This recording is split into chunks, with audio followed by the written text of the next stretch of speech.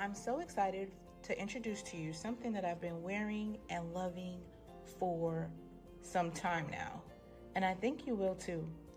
For me, when I braid or teach or go throughout my day, style and comfort are a tie for my number one priority. And that's why I love Clove shoes. I mean, you can't spell clove without love. That's CLOVE. And they started making sneakers for the healthcare workers like nurses who need good support for long shifts on their feet. Same as in beauty and with creators, right? You're on your feet on the go all the time. And that's what these shoes are for. They're also waterproof and they wipe clean, so there's no worries about spills or stains from any products you use. And on top of that, they're super cute. And there's so many colors for you to choose from, so it'll go with any look you have. I'd love for you to try a pair, so I've got an offer code for you. Visit goclove.com/Karyne and use code CLOVEKARYNE, that's Clove, then my name, KARYNE, for 20% off your first pair. You might start collecting them like I do. That's Clove Karyne for 20% off your first shoe order at goclove.com/Karyne.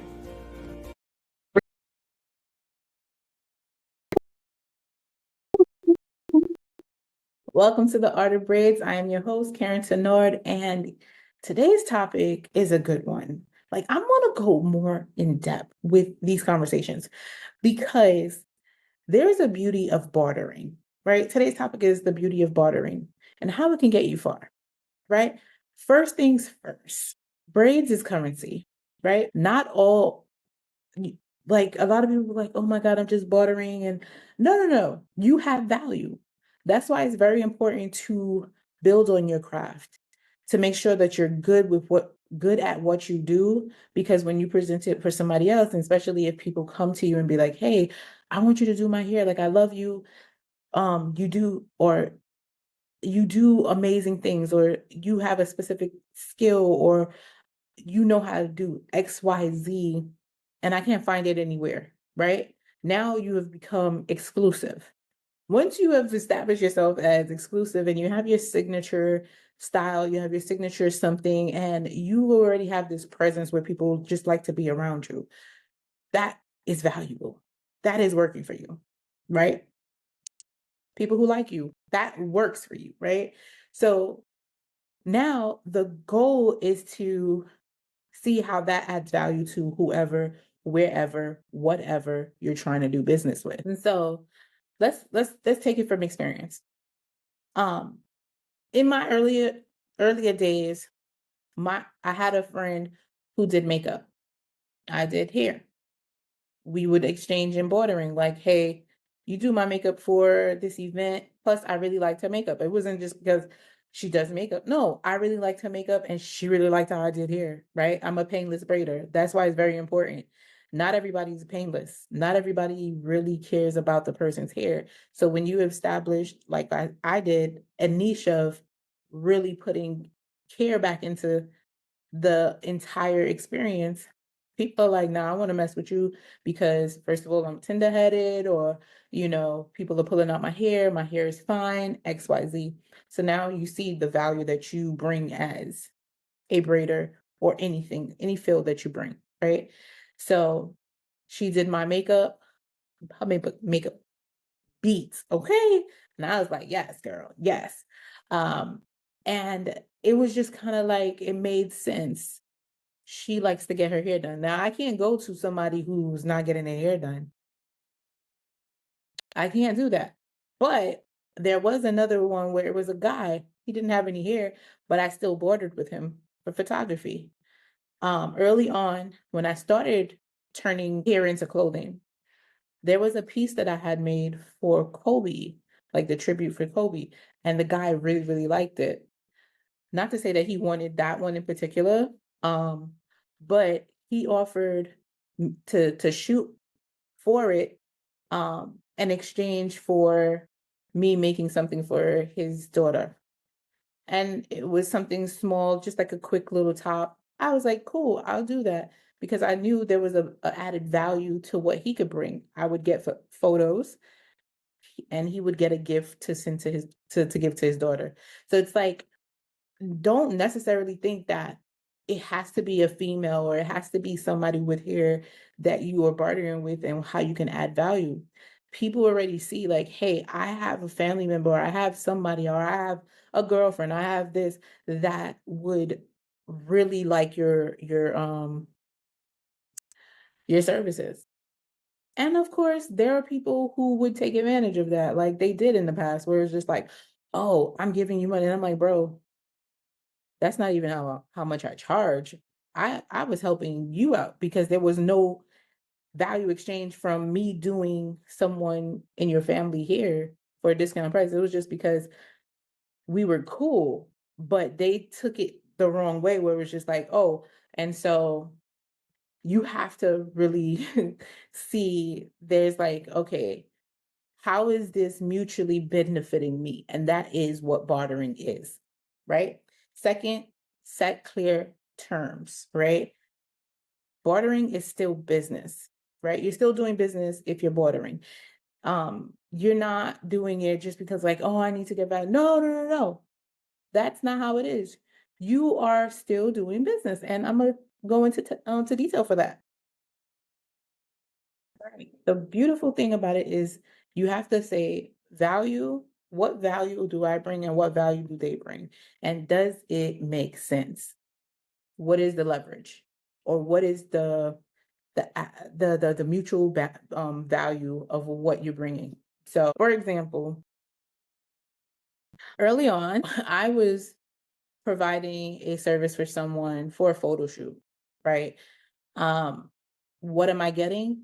I'm getting photos. I'm getting a model. I'm getting a complete service because I'm not dealing with the makeup or anything like that. I'm just working on the hair. But there's a makeup artist there that is also collaborating. There's the stylist there that's putting that together. Then there's a photographer. And so at the end of this, we got this project done, right? The model was there. So the model also got her photos. The photographer also can add that to his his portfolio. So each of us had a portfolio that needed to be filled. And through us understanding the value in what was being presented, we all said yes. Now there's times where it don't go like that. It doesn't go like that. Like, I've added, like, there's someone where I added value, like, hey, we're gonna partner and do this because I see myself going to this and also bringing them along, right? And they were late on the deliverables, right? The deliverables was past the time that I needed it. And so it became invaluable because that I don't need it anymore. So you also have to establish clear time frames of when you need what, how you need it. And so that way it actually benefits you for doing said work or job or whatever in exchange for whatever service, product, place, whatever. So keep that also in mind. So last but not least, build relationships. Okay, not just trades. Everything does not have to be transactional. When you're bartering, it also builds community because most people are not going to do anything for you um without like benefiting themselves, or if they really really like you. Like, if people really like you and being around you, they'll be like, you know what, I mess with you. I want to support you, because then you'll see it in the work that they present. They're not like, sabotaging as you go along. They're really like, hey, I'm here for it. So, and the goal and how you can build relationships and not make it transactional is show up for them without them even asking you, right? Invite them to things that you're doing without like needing something from them. That's how you build long-term relationships. Bartering doesn't have to happen right away either. If you just meet somebody and maybe they would be somebody I can work with in the long term or sometime down the line. It's best that you don't just get like work right quick unless it aligns, unless it's mutually like, yo, I have something happening right now and I think you would be good. Like, but give them the option of saying, hey, you want to do something, or do you want to give people time? Give people the option of saying yes or no, I can't, because people are busy. And I love having friends that also are working on certain things, because honestly, when they do cancel or something, I'm like, yo, you know what? Thank you for canceling, because I had something to do and I was trying to figure it out and how I was going to be able to do it. But because you did, maybe I had to sleep a little bit. Maybe I needed some rest. Maybe I needed to slow down. So you understand that you're not going to get mad when other people are busy. Um, and if it's not intentional, you know what I'm saying? It's just like, oh, you have some, no worries. Like, I get it. Because I know if something were to happen with my end, because you also know that I'm busy, you wouldn't also take this in any way. It's more of like, I got you and I understand, don't worry about it, right? If it becomes consistently and that's like back to back to back to back, you'd be like, yeah, I'm doing too much. But if it's out of the blue, or if it's like a one-time thing or two or whatever, it's like certain things just don't work right now, you know? And the goal, the beauty of building long-term and lasting relationships through bartering is to be patient, is to be understanding, is to be invested. Like, when you do an investment of anything, whether it's time, energy, money, words, support, whatever, you have to be thinking about long term, down the line, future, forever. And if you're not thinking that way, you will react differently. And you will also see how other people react differently when they do come in as only transactional and just trades. So, right now, that's pretty much it when it comes to the topic of bartering and how beautiful it can be if you're willing to put in the work. Have a good one. Again, this is the Art of Braids. I am Karyne, and I'll see you next time.